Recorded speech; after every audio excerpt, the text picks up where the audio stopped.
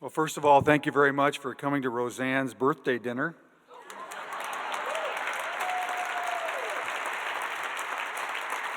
You got me off the hook. Thank you very much. I said, Roseann, we're going to go to dinner with a few friends, and look who showed up.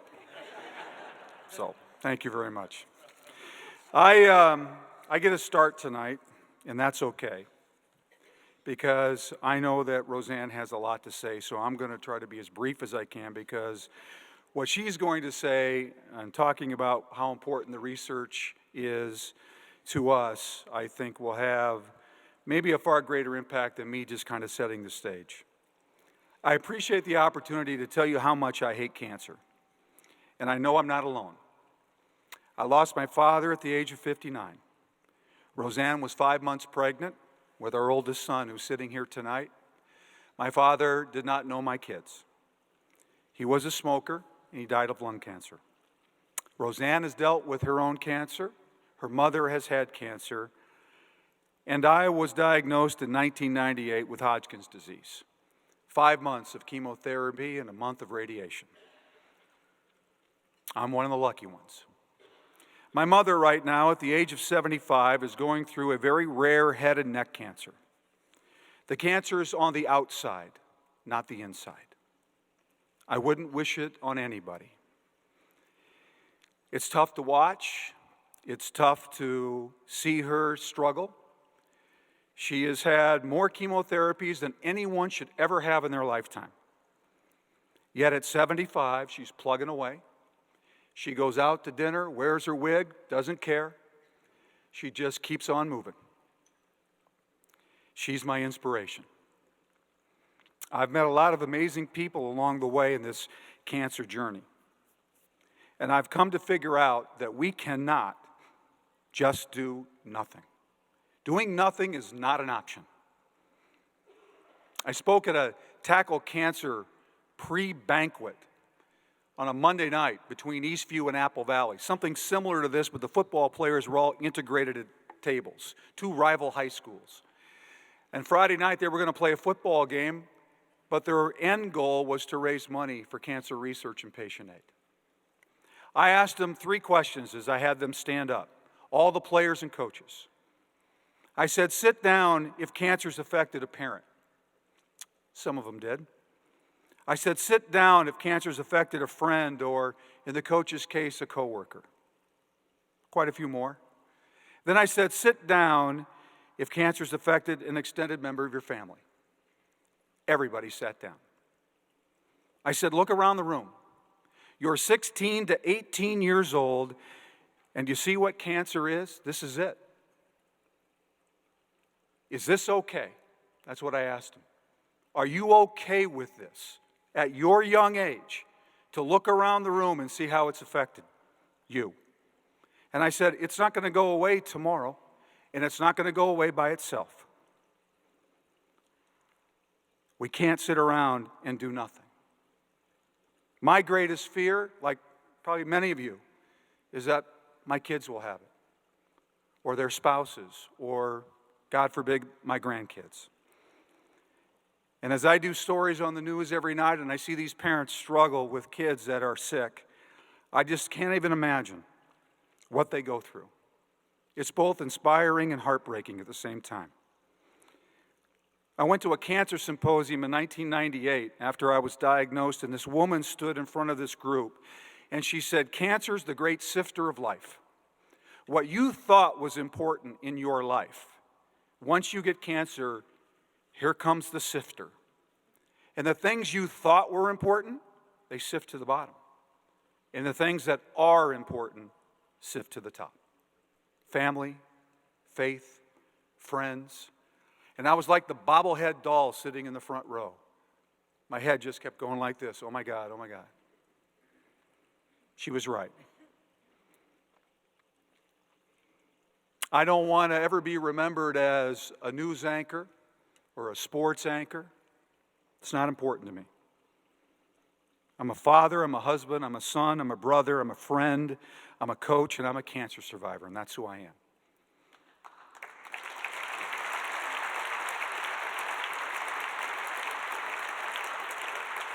I mentioned tackle cancer, and I want to give it its due tonight because it deserves it. The Minnesota Football Coaches Association last fall came to our charity and said, we want to do something to help. So a lot of these guys are friends of mine that I've known over the years. And so they met with Roseann. They had an idea, and she helped mold it and guide it. And by the way, for those who know, she's amazing. What she does in this community for this foundation is amazing. You can't say no. Let me rephrase that. You don't want to say no. So those coaches came and they sat with her. Dave Nelson at Minnetonka, Jeff Ferguson at Totino Grace, Jeff Maritko, who's sitting right down here at this table from Totino, John Bakken from Waterville, Elysian, Morristown, Shannon Garrity of Blaine, and Bo Labor of Stillwater, and all these others who are committed, and they sat down, they came up with this idea. Do you know last year, 150 high schools and 2 colleges across the state of Minnesota gave our foundation $121,000 to pass along to the researchers at the Masonic Cancer Center. That is people showing up at high school football games and dropping $1 or $2 or $5 as they come in the door. That's high school kids doing any sort of event during the week. And you know what happened? It mushroomed. It took off. And I'll be honest with you, I just sat back and I watched. And then Jerry Kill and his wife Rebecca got involved, and the thing just blew up. They made $14,000 for tackle cancer at the Gopher football game in September. This year, right now, they've raised over $125,000 with well over 80 schools still left to report. Their goal was $200,000. I'm not sure they're going to make it, and that really doesn't matter to me. What matters is they have decided we cannot sit around and do nothing. Doing nothing is not an option. The fight affects all of us, and so it will take all of us to make a difference. And as you probably know, we're not a big organization. We never pretend to be. We're like that little ankle biter dog. We're there. You know we're there. Some of you try to kick us away. But with Roseann leading the charge, we're yapping at your heels. Because we're small, but we're determined to make a difference. I'll turn it over to Roseann.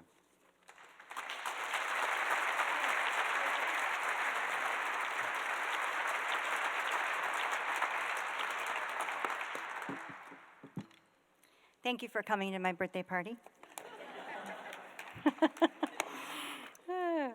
I have to say, I don't want you to panic. His speech was 2 pages, and mine, it looks like a ton. But I don't see very well anymore because I'm over something years of age. And so this is a 25 font.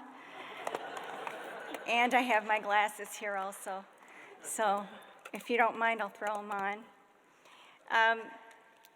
First of all, I just want you to know how grateful we are to be here this evening. A special thank you goes out to all of the donors here this evening, not just the Randy Shaver Cancer Fund, but there are many, many, many donors here this evening, and I have actually run into a number of friends.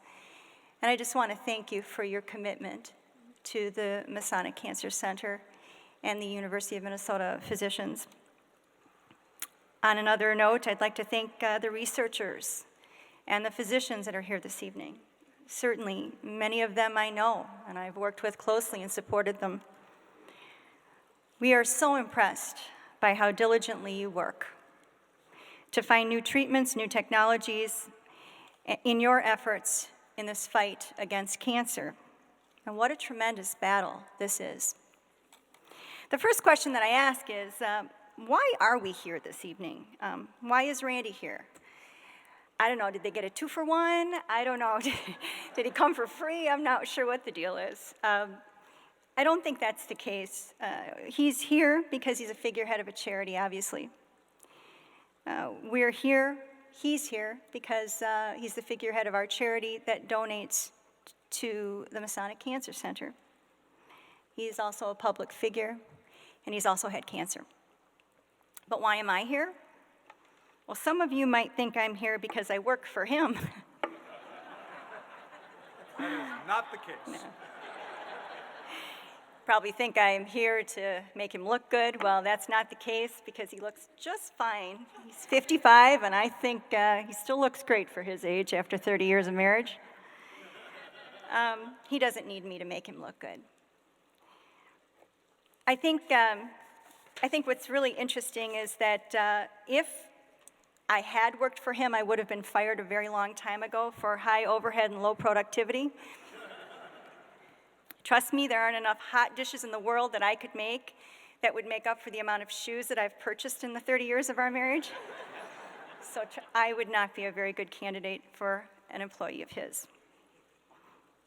However, I don't know if you've ever watched the show Undercover Boss. Have any of you watched that show, Undercover Boss? It's a really good show. I like it. The show is basically based on a premise where bosses go undercover to see if their employees are really devoted to them. Are they good employees? Are they fooling around? What are they doing? Well, I think the moral of the story is that many of these employees are truly loyal, just, good people. And the end result is a tremendous bond between employees and management. I think that's a really cool thing. So I'm here to tell my bosses a little bit about their employees. Because the truth of the matter is, the reason I'm here this evening is because I work for you. And actually, there are many people here this evening that work for you. I'll give you a profile of a few of your employees. Jeff Maritko, sitting right there. Jeff Maritko is a cancer survivor, colon cancer. Last year, it spread to the liver. In the midst of all of this, he's also helping with the Tackle Cancer event. Now, he may not want me to mention this, but in August, they had a big fundraiser at Moe's. If you haven't been there, you need to go. It's a great little bar, sports bar that Jeff owns. Anyway, in August, we went there. Mo had just had chemotherapy. He was tired, losing just a little bit of hair, not a lot. But he worked that crowd like nothing I had ever seen. 1,000 people there, and Mo went person to person to person, making sure that he got every dime out of them that he could. That's right.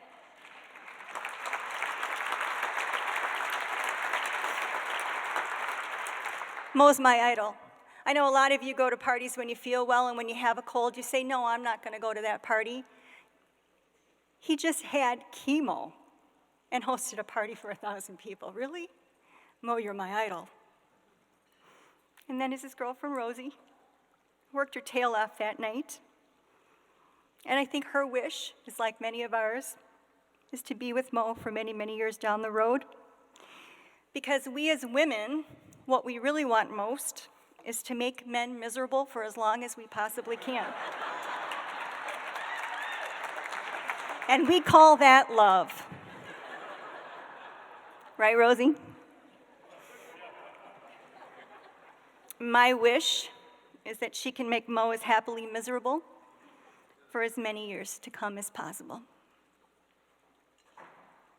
In the end, Mo and many of the high school football and college teams in Minnesota that participate in the Tackle Cancer campaign don't do this for Randy.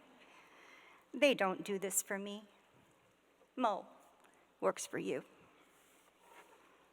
Shayna Steidel Halverson, sitting at the table there. Her mom was diagnosed with pancreatic cancer about 2 years ago. Shayna worked on our team as our PR person, volunteered, young woman in her late 20s, watched her date, watched her get married. Now her husband's on our team by proxy. You just don't have a choice. When you marry somebody that works for us, you've got to be a part of the team too. Bottom line is, it's not right that her mom didn't make it to her wedding. It is not right that that little girl had to give Jell-O to her mom in the end times. It is not right. And we cannot accept this. I do not accept this. but I accept the fact that I'm here to support her ongoing. I accept the fact that she's here to help me and to fight this battle, because cancer just isn't right. I want to die buying a pair of shoes at Nordstrom's and then take me, but I don't want to suffer. Shayna's wonderful. Her father's wonderful, and we all do this because in our hearts, we have no other option. We have no other option. I love the team that works for me. I love Shayna, and I know her mom is always looking down on her and asking her, giving her a little nudge to do just a little bit more, and I know she will. Then I look at our son. Now, okay, he might be working for him. No, you got it the other way around. No, right. Our son is our oldest, Ryan. He's a clone of my husband, talks like him, walks like him. He's a sportscaster in Iowa. He is everything his father is and then some. I'm very proud of this young man. But how tough must it have been for that young man to have both of his parents be diagnosed with cancer when he was in 3rd grade, within a year of one another, and come to his mom and say, "Mom, tell me the truth, is Daddy gonna live? Don't worry about it. I'll be the man of the house. I'll help you, Mom." I think about those days. He's 23 years old right now. And I think, boy, if something happens to me, I hope that he comes to enough of these events to know that he needs to carry on. He needs to carry on. He just did a big story in Mason City, Iowa on the Tackle Cancer event. But the bottom line is the story wasn't about Randy. The story was about us working for you. That's the bottom line.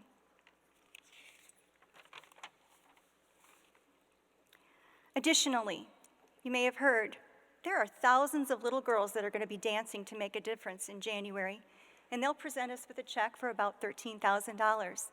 But they'll dance their little tails off for you. In August, we had thousands of little boys doing 1,000,000 kicks for cancer at Taekwondo studios across the Twin Cities. They weren't doing that for Randy. Oh, some of them wanted to be on TV, maybe. But most of them were there doing that because little kids innately know something that many of us forget. They want to help. They want to help one another. And they were there helping. And they were working for you.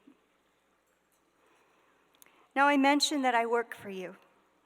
Who are some of the bosses that I've worked for? I've actually worked for Doug Yee a couple of years ago. I've worked for Brenda Weigel. God bless that woman. Can you imagine having young people come in and being sick time after time? And some of them you can help, and some of them you can't. But the bottom line is she continues to try. It's always a privilege for me to work for her. And I know she loves scotch, and by God, I'd be drinking scotch too if I were you, sweetheart.